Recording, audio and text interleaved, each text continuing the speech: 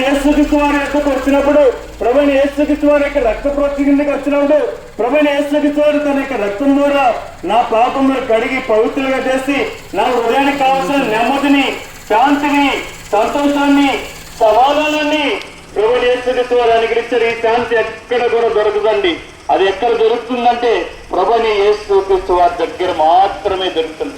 ఎందుకంటే ప్రభుని యేసుక్రీస్తు వారు నిన్ను నన్ను కూడా ఆ శాంతి కర్తగా ప్రభుని యేసుక్రీస్తు వారు రావటం ద్వారా, ప్రభుని యేసుక్రీస్తు వారు ఈ లోకంలోనికి జీవించడం ద్వారా, ప్రభుని యేసుక్రీస్తు వారు లేఖనముల ప్రకారం చనిపోవటం ద్వారా, ప్రభుని యేసుక్రీస్తు వారు సమాధి చేయబట్టడం ద్వారా, ప్రభుని యేసుక్రీస్తు వారు తిరిగి లేవటం ద్వారా నీకు నాకు కూడా ఆ శాంతిని, సమాధానాన్ని ఇవ్వడానికి ఆయన శాంతికర్తగా ఉన్నాడండి.